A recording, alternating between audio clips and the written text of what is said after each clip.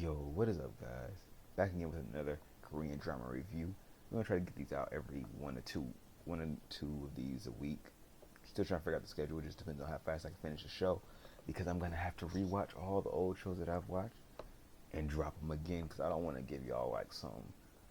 Oh, I'm gonna review something that I watched 2 years ago. That just don't feel right. So I'm going ahead and having to rewatch a lot of old shows just to get them out. So I'm currently going through all of like my favorite shows, and I'm dropping those first. And I'm trying to jump from genre to genre. So it's gonna be like, you know, some love stuff, some like more gritty stuff, some scary, and keep it bouncing. And then we'll flesh out the categories like that. So with all that being said, today we got Juvenile Justice, and this is probably one of the more gritty, darker shows that are out there. It came out in 2022. It's on Netflix to watch, so go ahead and hop on Netflix. Now, most of the shows that I'm reviewing are on Netflix, so if you have access to Netflix, you can go ahead and watch all these. Just to let you know. So it's a courtroom TV show slash drama. Forgive me how I say these names, all right, y'all. Y'all gotta forgive me. I'm not good at it, so don't judge me. It was written by Hong Jong-chan and Kim Min-suk. Okay, I know I butchered that. Leave me alone. It's starring Kim Hye-soo, Kim Moo-yul, Lee Sung-min, and Lee Jung-eun. And it was released in 2022. All right. Like I know that them names were cooked. All right. I'm sorry. I'm sorry. So we're gonna go ahead and break down what each episode entails. Well, not each episode, but each story. There's about 6 stories that are going on here, and like I said, they all hit home. They're all somewhat realistic. It's talking about the juvenile system and how children get sentenced, or teenagers, children get sentenced in very serious situations. Okay, so that's essentially what this is talking about. And like I said, it can hit home for some people and it might not. So, if you have a stomach for it, it'll be a good watch. But if you're a little bit like, this is too real for me, and you don't like shows that are really dark and personable, then you might want to leave this show alone. But if you are into that, I think it's a good watch. Okay, we got 10 episodes to deal with 6 stories in those 10 episodes, and a lot of little sub things in between, but we're not going to go over that. We're just going to talk about the 6 stories, a light version of them all, so you may or may not be able to get interested in them based off of this. Okay, so the first story that we got on is probably the most, it starts off with a bang, so you ready for it. So the first story talks about an 8-year-old kid who was murdered by another kid who was around 13 years old. And the problem with this is that this 13-year-old cannot be tried as an adult, even though the 13-year-old murdered the kid in such a gruesome way. There's nothing that can be done about it by the law in terms of sentence to jail for life or anything like that, because of the juvenile law that was in place, or that is in place. I'm not sure how strict or unstrict that law actually is in real life, but at least in this, that 13-year-old cannot be sentenced to life. It cannot be sentenced to anything longer than 20 years. So essentially, you have to deal with a family who's hurting because their son, life was taken from them, and essentially the max sentence that the kids would need, because they did it deliberately, is at max maybe 10 years or something like that. And so you have to. It's a story about a family that has to deal with that essentially, and also a judge who has to determine how can I rectify the situation with the law that is in place. So you can see how difficult that could be. All right. So on to the second story. Once again, this might hit a little bit home, but it's a domestic story about a girl, and she's having domestic abuse problems. And unfortunately, this is something that happens in a lot of places all around the world. But in this is a general story, and it's talking about a girl who is getting beat on, but due to another family member, she's been staying in a situation because that family member is essentially saying, hey, the person's going to get help.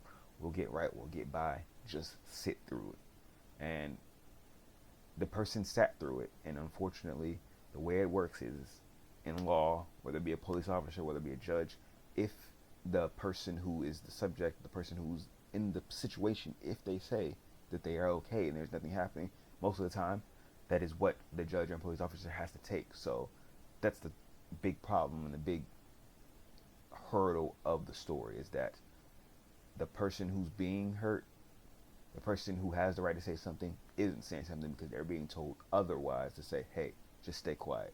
So that's the big conflict with the next one, is trying to get the person to confess so they can get out of the situation that they are in and live a better life.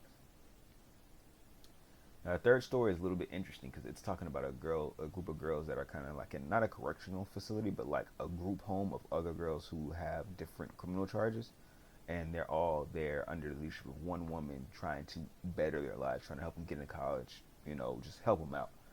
And this one essentially talks about the life of both of the perspectives of the girls and the lady who's running the facility. So the lady who's running the facility has her own life, obviously, but she's also having to raise at most 6 other kids, such females at the same time, while also balancing her family life. So we get to see the story from her perspective and how that challenges her life, and we also see the lives from the female's perspective and why they're even there and how their parental authority essentially was non-existent, which got them to the point where they were in their life.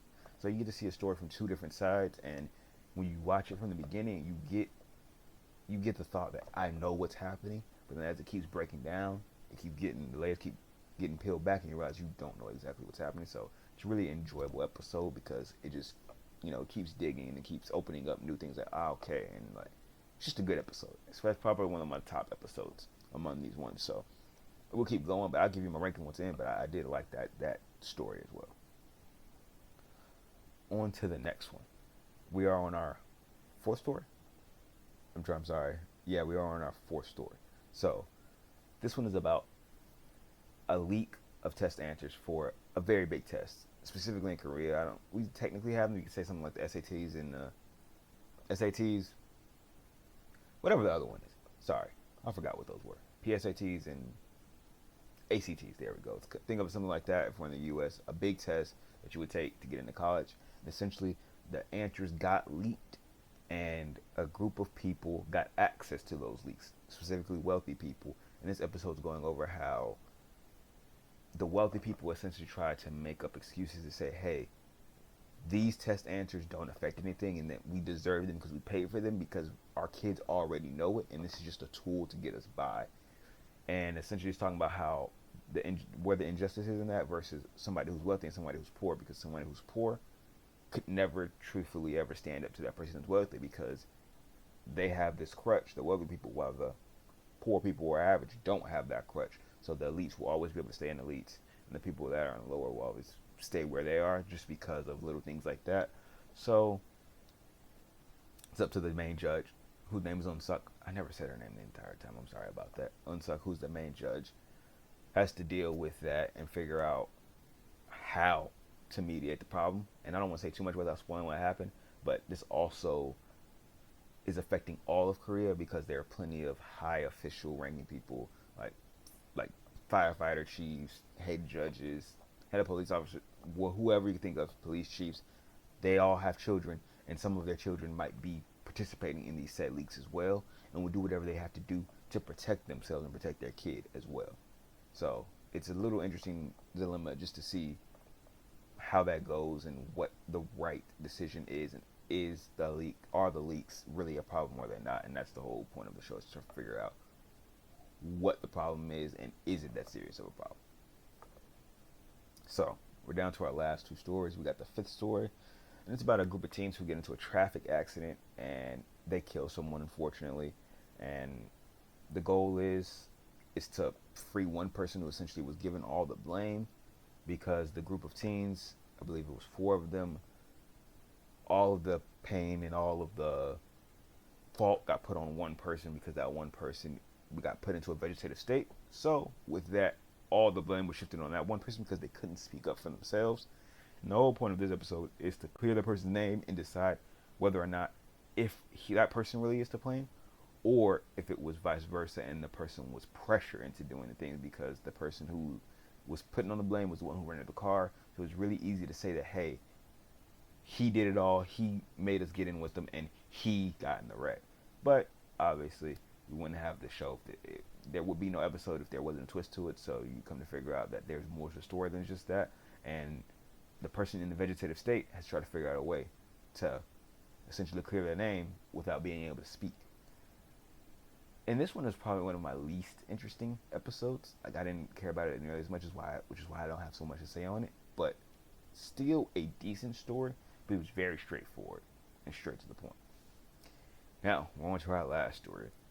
And this is another one that also was pretty grimy. So if you, like I said, if you can't sit with these kind of things, then maybe this isn't the show for you. But this is one of the more intense episodes as well. And this one's about a girl started off. She was found missing. They're trying to figure out what happened to her. And another girl came in with a story talking about how she was taken advantage of, and it was by a group of boys and a guy who she thought was her friend, but ultimately just used her just to take advantage of her by getting her drunk. And there's a group of boys. They essentially have been doing this for a long time. They've been taking advantage of different women across Korea who were put on the wanted or put it on the disappearance list. So if they found them, they would take advantage of them because no one knows where they are, and that was their big thing. But then one day, their biggest downfall was they did the same thing, but with a person who was not lost, and that's how they got in their predicament of getting caught in the first place. And essentially, they were brought to trial, and this was their second encounter with the Judge Unsuk. And Judge Unsuk, the main character, she was not there to let them go free, because after their first attempt, after their first problem on trial, they essentially got away scotch-free, and this time she was not going to have it. So she did as much digging as she could to get justice for the girls who were wrong, and for them going free in the first place all the years ago that they committed a crime. So this one was a sad one because essentially these guys essentially saw nothing wrong with what they did, but in the end, justice was had, and like all of them, justice was had. For the most part, all of them justice was had, but in this one, things were done to get the problem solved, and they met their trial. I'm trying to say this in a way that doesn't spoil it if you're wondering why I'm rambling like this. We'll leave it at that. Justice was served and things happened how they needed to. But all the twists and turns will still be in there. Like I said, these were very, very light and subtle ways of describing each of the stories. The stories are way more in depth than what I'm saying. I'm going to get better at doing this. But for now, we're just rocking. So, Juvenile Justice. It also ends on cliffhanger. Cliffhanger that could give a season 2, but it has not been renewed for season 2. So, go ahead and give the show a watch. Because why not? Let's get the season 2 out there. I would love to see what this show could bring to the table. At the current moment, it's not bringing to the table because it was never renewed. Because, truth be told, probably didn't get enough views for it. So, go ahead and give the show a watch. And let's get this show trending so it can get a season 2. I think it needs one. With all that being said, thanks for watching. And I'll catch you guys next time. Peace.